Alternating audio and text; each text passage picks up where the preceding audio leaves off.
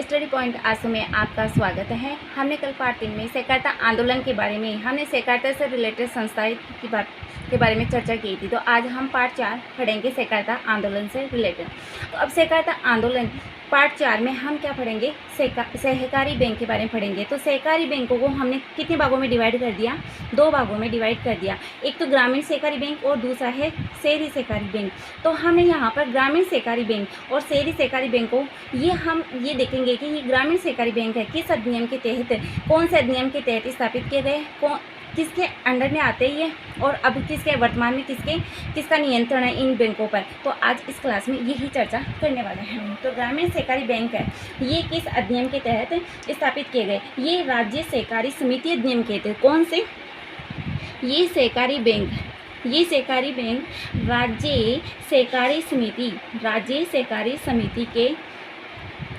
सहकारी समिति अधिनियम के तहत स्थापित किए गए। कौन सा अधिनियम के तहत, राज्य सहकारी समिति अधिनियम के तहत स्थापित किए गए हैं। और इसी तरह अपन बात कर लेते हैं शहरी सहकारी बैंक। तो साथ में अपन देख लेते हैं शहरी सहकारी बैंक, इसका भी ये किस अधिनियम के तहत, कौन से अधिनियम के तहत स्थापित गए, ये भी सेम चीज़ की बात कर सकते हैं, राज्य सहकारी समिति अधिनियम के तहत ही स्थापित किए गए हैं। अब बात करते हैं ये इसका नियंत्रण। अब नियंत्रण कौन करता है ग्रामीण सहकारी बैंक पर, तो ग्रामीण सहकारी बैंकों पर नियंत्रण कौन करता है। तो फर्स्ट की बात कर ले, राज्य सरकार। कौन नियंत्रण करती है, राज्य सरकार। दूसरी ये आरबीआई। कौन नियंत्रण करता है, राज्य सरकार और आरबीआई नियंत्रण करती है। अब अपन शहरी सहकारी बैंकों की भी बात कर ले, तो इन पर नियंत्रण कौन रखता है, तो यहाँ पर भी राज्य सरकार और आरबीआई ही नियंत्रण रखती है। कौन रखती है, राज्य सरकार और आरबीआई नियंत्रण रखती है। लेकिन आप पूछोगे मैडम वर्तमान में कौन नियंत्रण रखता है, तो वर्तमान में कौन नियंत्रण रखता है, तो आज इस बारे में चर्चा करेंगे।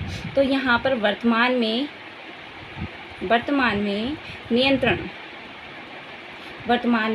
कौन रखता है, आज वर्तमान में नियंत्रण है वो राज्य सरकार। कौन रख रही है, तो वर्तमान में नियंत्रण कौन रखता है, तो वर्तमान में नियंत्रण की बात करें राज्य सरकार। तो आप कहोगे मैडम राज्य सरकार तो पहले भी रखती थी, लेकिन अब क्या चेंज हुआ है, अब कौन, आरबीआई की जगह कौन आ गया, नाबार्ड आ गया। कौन, नाबार्ड। तो अब वर्तमान में नियंत्रण कौन रखता है ग्रामीण सहकारी बैंकों पर, राज्य सरकार और नाबार्ड। इसी तरह अपन बात कर लेते हैं पार्ट इसमें शहरी सहकारी बैंकों में। तो अब वर्तमान में नियंत्रण कौन रखता है, यहाँ चेंज आता है, यहाँ पर करंट क्वेश्चन पूछने का चांसेस ज़्यादा बढ़ जाता है। तो वर्तमान में नियंत्रण कौन रख रहा है, यहाँ पर वर्तमान में शहरी सहकारी बैंकों पर नियंत्रण कौन रख रहा है, केवल आरबीआई ही रख रही है। कौन रख रही है, आरबीआई। पहले कौन रखता था, राज्य सरकार, आरबीआई रखती थी। और वर्तमान में नियंत्रण कौन रख रहा है, वर्तमान में नियंत्रण रख रही है आरबीआई।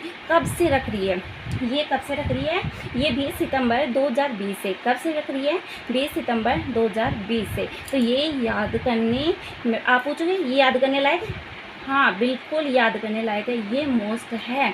क्योंकि पहले राज्य सरकार, आरबीआई दोनों में सेम था कि नियंत्रण कौन रख रहा है, राज्य सरकार और आरबीआई। और वर्तमान में दोनों में ही क्या हो गया है, चेंज हो गया है। तो ये याद करने लायक क्वेश्चन हो जाता है। अब यहाँ से बात कर लेते हैं हम ग्रामीण सहकारी बैंक की। तो ग्रामीण सहकारी बैंक के बारे में अब चर्चा करेंगे। अब हम ग्रामीण सहकारी बैंक के बारे में ग्रामीण सहकारी बैंक, तो यहाँ पर बात कर लेते हैं हम ग्रामीण सहकारी बैंक। कौन सा बैंक, ग्रामीण सहकारी बैंक। अब हमने बात कर ली इसके बारे में। तो ये किस अधिनियम के तहत, राज्य सहकारी समिति अधिनियम के तहत तो स्थापित किया। इस पर नियंत्रण किसका रहता था, पहले राज्य सरकार और आरबीआई का। और वर्तमान में किसका नियंत्रण है, हमने चर्चा की, राज्य सरकार और नाबार्ड इस पर नियंत्रण करता है। लेकिन हमने इसे 2 भागों में फिर से डिवाइड कर दिया। कितने भागों में डिवाइड कर दिया, 2 भागों में। कौन कौन से, अल्पकालीन। अब ये हमें कौन कौन से, अब यहाँ पर ग्रामीण सहकारी बैंक हमें कितने प्रकार का ऋण उपलब्ध करवाता है, ये 2 प्रकार के, अल्पकालीन और मध्यकालीन और दीर्घकालीन ऋण उपलब्ध करवाता है। तो हम बात कर लेते हैं। तो लेकिन आप पूछो कि 2 भागों में क्यों बांटा, क्योंकि ये अल्पकालीन और मध्यकालीन सेम होते हैं, इन दोनों की क्या होती है, जो शर्तें होती है वो सेम होती है इसमें। तो मध्यकालीन शाख में हमने बांट दिया। और दूसरा हमने बांट दिया यहाँ पर दीर्घकालीन। कौन सा, दीर्घकालीन शाख। तो हमें दो प्रकार से हमें क्या होता है, ऋण उपलब्ध करवाता है ग्रामीण सहकारी बैंक। तो यहाँ पर अपन बात कर लेते हैं ये कितने वर्ष के लिए उपलब्ध करवाता है। ये कितने वर्ष के लिए उपलब्ध करवाता है अल्पकालीन और मध्यकालीन ग्रामीण सहकारी बैंक में, ये 5 वर्ष के लिए। कितने वर्ष के लिए? 5 वर्ष के लिए। लेकिन यहाँ ये दीर्घकालीन जो शाखें हैं जो ये कितने वर्ष के लिए हमें ऋण उपलब्ध करवाती है, ये 5 वर्ष से अधिक के लिए। कितने वर्ष के लिए? 5 वर्ष से अधिक के लिए हमें ऋण उपलब्ध करवाती हैं। कितने वर्ष के लिए? 5 वर्ष से अधिक के लिए। लेकिन अपन बात कर लेते हैं, यहीं से चर्चा स्टार्ट कर लेते हैं कि अल्पकालीन और मध्यकालीन, तो ये 5 वर्ष के लिए और ये 5 वर्ष से अधिक के लिए हमें ऋण उपलब्ध करवाते हैं। अब इससे बात करते हैं ये कितने स्तर के होते हैं, ये कितने स्तरीय होते हैं। तो अपन बात कर लेते हैं अल्पकालीन और जो मध्यकालीन होते हैं ना, वो कितने स्तर के होते हैं, ये त्रिस्तरीय होते हैं। कितने स्तरीय होते हैं?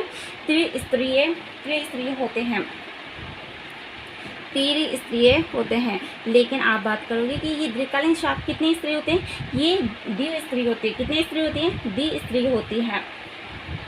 अब द्विस्तरीय होते हैं। अब अपन बात कर लेते हैं त्रिस्तरीय के बारे में। तो अल्पकालीन जो मध्यकालीन शाखाएं हैं वो हमें 5 वर्ष के लिए ऋण उपलब्ध करवाती है और त्रिस्तरीय होती है। अब इन 3 स्तरों के बात कर लेते हैं कि ये तीन स्तर कौन कौन से होते हैं। तो यहीं से अपन देख लेते हैं 3 स्तर।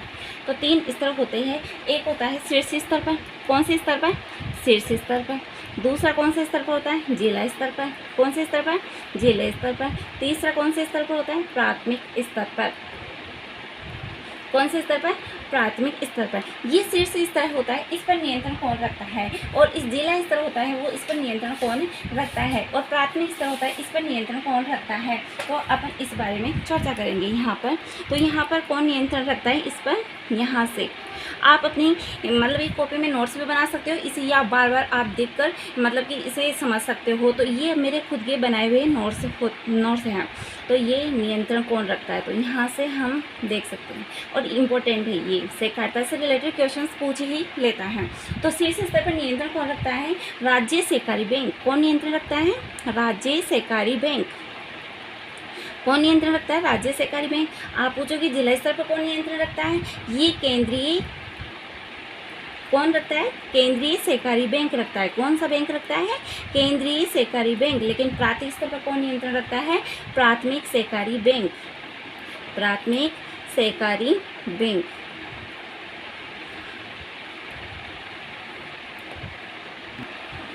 अब अल्पकालीन तो हमने बात कर ली, त्रिस्तरीय होते थे। इसी तरह अपन बात कर लेते हैं दीर्घकालीन शाखा की। तो दीर्घकालीन शाखा की बात करें तो दीर्घकालीन शाखा कितने स्तर की होती है?